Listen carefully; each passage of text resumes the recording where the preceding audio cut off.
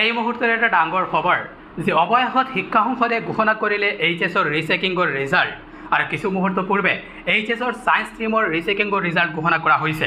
তো আপোনালোকে কিদৰে নিজৰ ৰিজাল্টটো চেক কৰিব লাগিব বা বাকি আৰ্টছ আৰু কমাৰ্চৰ ৰিজাল্ট কেতিয়া ঘোষণা কৰিব পাৰে শিক্ষা সংসদে ইয়াৰ ওপৰত কথা পাতিম। তো আপোনালোকে ভিডিঅ'টো স্কিপ নকৰাকৈ একেবাৰে শেষলৈ চাই থাকিব আৰু যদি চেনেলত প্ৰথমবাৰৰ বাবে আহিছে তেনেহ'লে ছাবস্ক্ৰাইব কৰি ৰাখিব যাতে এনে ধৰণৰ জৰুৰী ইনফৰমেশ্যন সদায় লাভ কৰিব পাৰে। আপোনালোকে যদি সায়েন্স ষ্ট্ৰীমৰ হয় আৰু ৰিচেকিংৰ ৰিজাল্টটো চেক কৰিব বিচাৰে তেনেহ'লে প্ৰথমতে গুগলত আহি টাইপ কৰিব এইচএছচি আৰু টাইপ কৰাৰ পাছতে প্ৰথম যেটো লিংক দেখিবলৈ পাইছে ইয়াতে ক্লিক কৰিব। ক্লিক কৰাৰ পাছতে শিক্ষা সংসদৰ অফিচিয়েল পেজটো এনেদৰে ওপেন হ'ব। ইয়াতে আপোনালোকে দেখিবলৈ পাইছে ৰিজাল্ট এই ৰিজাল্টটোত ক্লিক কৰিব।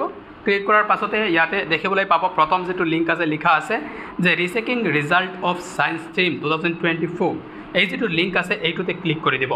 ক্লিক কৰাৰ পাছতে এই পেজটো ওপেন হ'ব। ইয়াতে আপোনালোকে নিজৰ ৰিজাল্টটো চেক কৰিব পাৰিব যদি আপুনি সায়েন্স ষ্ট্ৰীমৰ ষ্টুডেণ্ট হয় আৰু আপুনি ৰিচেকিংৰ বাবে আবেদন কৰিছিল তেনেহ'লে ইয়াৰ পৰা নিজৰ ৰিজাল্টটো চেক কৰিব পাৰিব। তো ইয়াতে আপোনালোকৰ ৰিজাল্ট চেক কৰাৰ বাবে প্ৰয়োজন হ'ব ৰল, তাৰ পাছতে নাম্বাৰ, তাৰ পাছতে ৰেজিষ্ট্ৰেশ্যন নাম্বাৰ, তাৰ পাছতে ৰেজিষ্ট্ৰেশ্যনৰ ইয়াৰটো দিব লাগিব। ইয়াৰ পাছতে আপোনালোকে গো অপশ্যনটোত ক্লিক কৰিলে নিজৰ ৰিজাল্টটো লাভ কৰিব। তো আপোনালোকে কমেণ্ট ছেকশ্যনত জনাই দিব যে কাৰ ৰিজাল্ট কেনেকুৱা হৈছে। মই আশা ৰাখিছোঁ যাতে সকলোৰে নাম্বাৰ বৃদ্ধি হয়।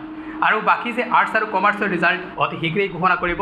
যোৱা বছৰৰ ডাটা অনুসৰি আপোনালোকে 15 দিনৰ ভিতৰতেই বাকি আৰ্টছ আৰু কমাৰ্চৰ ৰিচেকিংৰ ৰিজাল্ট লাভ কৰিবলৈ সক্ষম হ'ব। আৰু যেতিয়া ৰিচেকিংৰ ৰিজাল্ট দিয়া হ'ব আপোনালোকে এই চেনেলৰ যোগেদি খবৰটো সকলোতকৈ আগতে লাভ কৰিব পাৰিব।